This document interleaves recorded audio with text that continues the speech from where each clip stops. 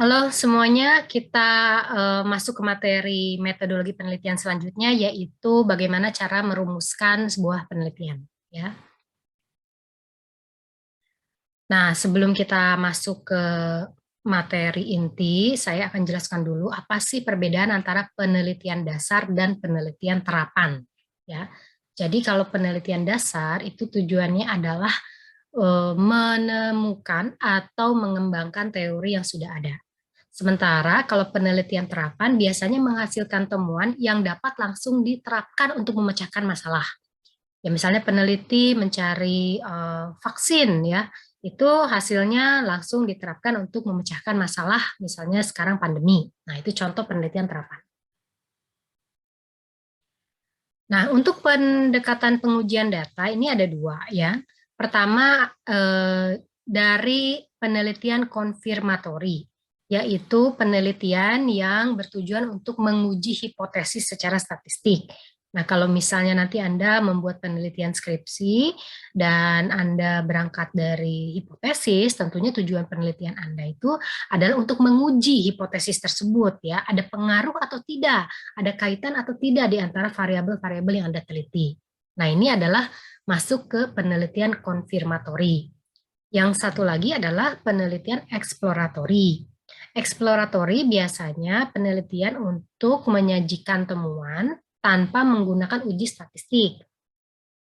Nah, ini banyak digunakan oleh peneliti kualitatif ya. Biasanya mereka tidak melakukan uji statistik, tapi menggunakan strategi-strategi dengan pendekatan penelitian metode kualitatif. Nah, kenapa sih sebuah penelitian itu dilakukan ya? Misalnya, kenapa mahasiswa melakukan penelitian untuk skripsi? Pertama, karena ada fenomena yang hendak ditelaah atau dipecahkan. Kemudian yang kedua menciptakan teori ya. Menciptakan teori ini biasanya untuk level S3 ya. Jadi betul-betul dia membuat pengujian, penelitian hingga bisa menciptakan teori atau bisa juga mengembangkan teori ya. Jadi teori yang ada berkembang. Kemudian memperbaiki teori ya.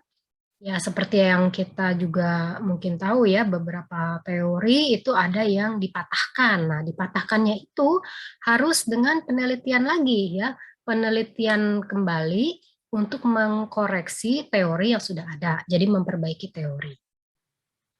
Kemudian yang selanjutnya adalah kenapa penelitian dilakukan untuk menciptakan atau memperbaiki metode kerja atau praktis. Jadi tujuannya untuk ke kontribusi praktis ya ke dunia usaha, dunia kerja ya, dan dunia industri. Jadi ada metode-metode yang perlu diperbaiki sehingga dilakukan penelitian terlebih dahulu sehingga nanti outcome-nya itu adalah implementasi metode kerja yang lebih bagus, lebih baik dari metode sebelumnya. Nah, bagaimana sih sebuah penelitian itu bisa dianggap layak untuk dilanjutkan? Ya, pertama, Anda harus memiliki dulu apa fenomena penelitian dari calon penelitian yang akan diteliti itu. Misalnya skripsi Anda, ada nggak fenomenanya? Jadi penelitian itu bukan berangkat dari hanya sekedar keingintahuan peneliti ya, tanpa ada potensi kontribusi terhadap pengetahuan maupun kepada praktis ya. Jadi fenomena penelitiannya harus jelas. Nah, fenomena penelitian itu juga ada kaitannya dengan gap penelitian.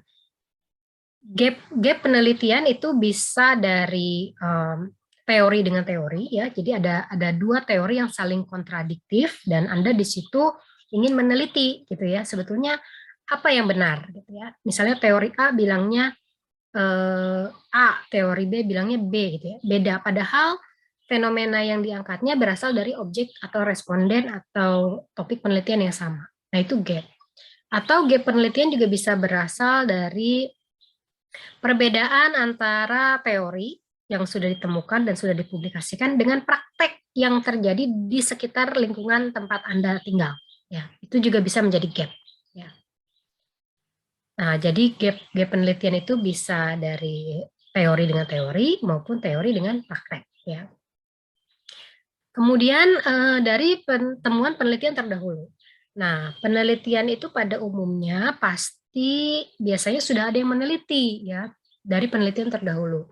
Makanya pada saat nanti Anda membuat penelitian, misalnya untuk skripsi ataupun untuk tesis, Anda akan diminta membuat kajian literatur. Nah, kajian literatur itu adalah berasal dari temuan-temuan penelitian terdahulu.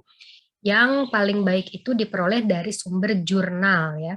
Jurnal nasional, jurnal internasional yang bereputasi. Nah, itu Anda bisa jadikan acuan. Anda bisa mulai dari penelitian yang paling dekat publikasinya. Jadi kalau misalnya Anda akan merancang penelitian skripsi itu tahun 2022, berarti ya Anda cari penelitian yang dipublikasikannya tahun 2021 dulu gitu ya. Jadi 5 sampai 10 tahun terakhir ya, tergantung kebijakan dari kampus Anda ya. Kalau di kampus kita biasanya 5 tahun terakhir ya, penelitian terdahulu itu.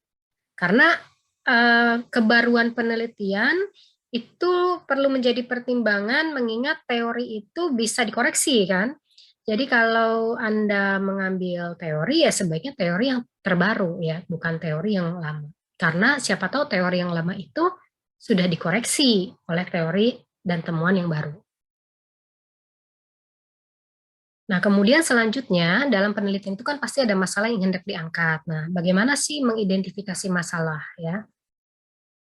Mengidentifikasi masalah itu sebetulnya adalah step paling awal dalam penelitian ya. Jadi Anda harus mengidentifikasi apa sih masalah atau gap yang layak untuk dipertimbangkan gitu ya, supaya penelitian Anda itu layak untuk dilanjutkan. Jadi harus ada gap-nya, harus ada masalahnya. Apa masalahnya dalam penelitian tersebut sehingga perlu dilakukan. Karena penelitian itu harus memberikan kontribusi baik pada pengetahuan maupun kepada praktis. Anda boleh pilih salah satu atau dua-duanya, ya. Jadi harus ada kontribusinya. Jangan sampai penelitian itu kualitasnya sama dengan laporan biasa. Nah, kemudian gap atau masalah penelitian juga harus bersifat orisinil ya, murni asli ya. Memang ada di situ permasalahannya. Nah, biasanya peneliti juga ya atau mahasiswa yang sedang menyusun skripsi ya diharuskan membaca dulu literatur jurnal-jurnal terbarunya untuk memastikan belum ada yang meneliti topik yang sama di lokasi yang sama ya, di waktu yang sama lagi ya. Itu tidak boleh, tidak diperkenankan. Sebetulnya boleh nggak sih misalnya ya, judulnya sama, lokasinya sama. Sebetulnya memang apakah betul-betul tidak boleh? Jawabannya sebetulnya boleh ya. Yang penting waktunya beda. Karena misalnya Anda memakai data series 2010 sampai 2020, kemudian peneliti lain meneliti topik dan lokasi yang sama dengan data series 2020-2030 misalnya, kan tentunya hasilnya akan beda.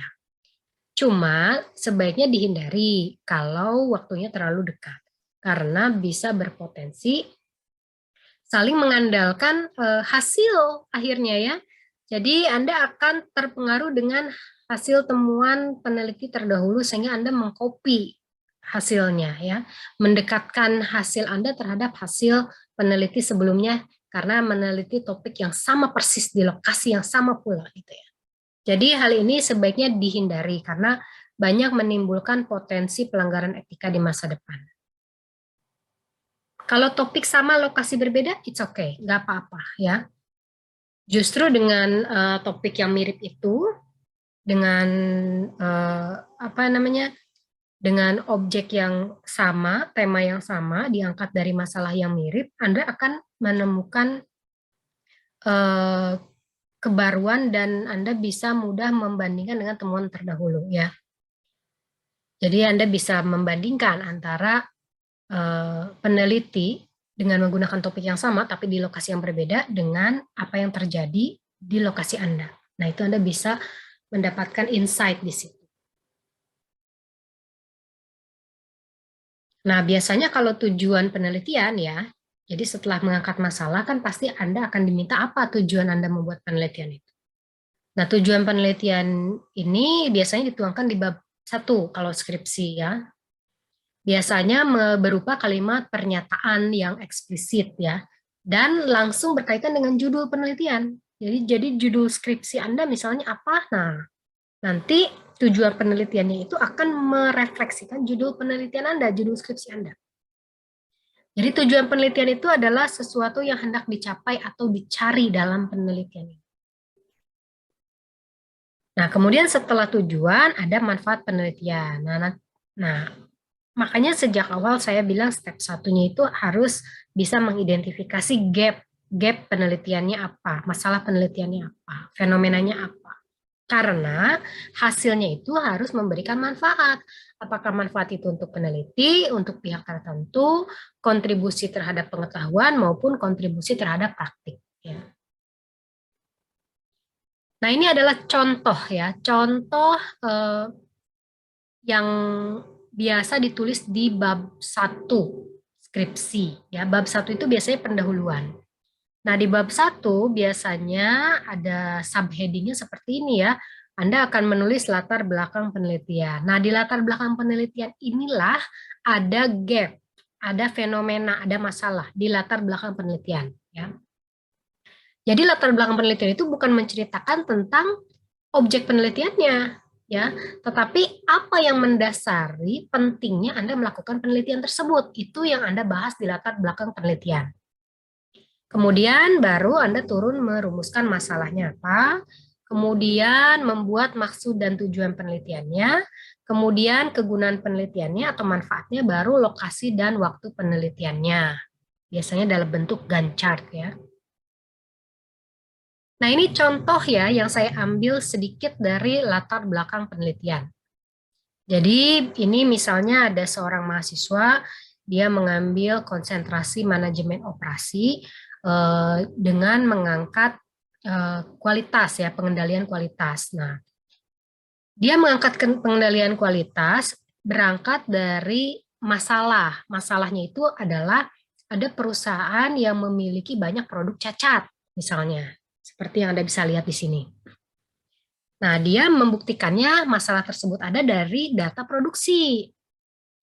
Jadi dia punya data produksi selama 1 tahun ya, bulan Januari sampai September tahun 2020 dengan jumlah produk cacat dan penyebab kecacatan. Nah, maka dari itu akhirnya dia merasa bahwa perlu nih ada alat untuk pengendalian kualitas. Nah, dalam penelitian ini dia menggunakan metode 7 Tools untuk pengendalian kualitas. Nah, ini adalah contoh skripsi manajemen operasi ya. Ini latar belakang penelitiannya. Nah, kemudian setelah ada latar belakang, turun ke perumusan masalah ya. Jadi dia merumuskannya kurang lebih seperti ini ya. Pertama, bagaimana pelaksanaan pengendalian kualitas produk di perusahaan tersebut. Kemudian faktor-faktor apa saja yang menjadi penyebab terjadinya produk cacat di perusahaan tersebut. Kemudian bagaimana penerapan metode 7 Tools ya. Jadi dalam pengendalian kualitas di manajemen operasi ya, mungkin Anda juga sudah memperoleh manajemen operasi, kan ada salah satunya dengan pengendalian kualitas 7 Tools ya, yang ada control chart ya, UCL, LCL kalau Anda masih ingat. Nah, itu adalah salah satu alat dalam 7 Tools itu untuk mengatasi persoalan produk cacat di perusahaan tersebut ya. Jadi ini adalah penelitian skripsi dia. Nah, maksud dan tujuannya relate dengan rumusan masalah. Nah, ini ya. Ini kan rumusan masalahnya, ini pertanyaan penelitiannya. Nah, ini relate dengan maksud dan tujuan. Jadi, Anda nyatakan ulang.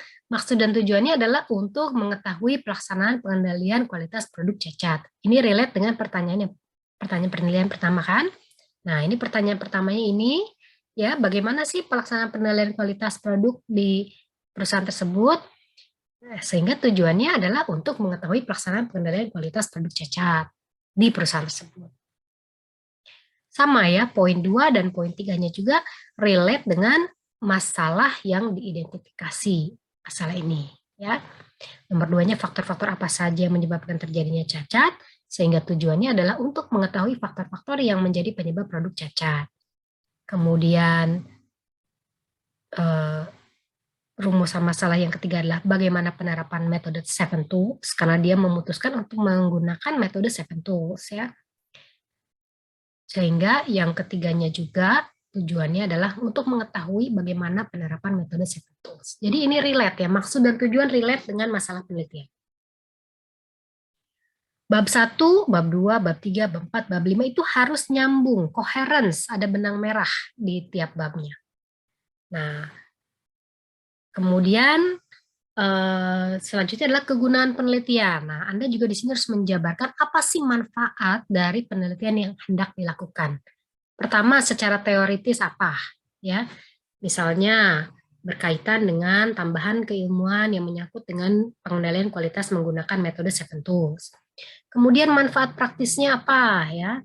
Baik bagi perusahaan misalnya memberikan data produk cacat, penyebabnya, dan kecenderungannya misalnya, sehingga bisa digunakan untuk membuat keputusan dalam penilaian kualitas. Kemudian, nah, itu saja yang bisa saya sampaikan untuk materi hari ini. Kita akan lanjut lagi di materi berikutnya ya, di kesempatan yang sama. Demikian saya akhiri.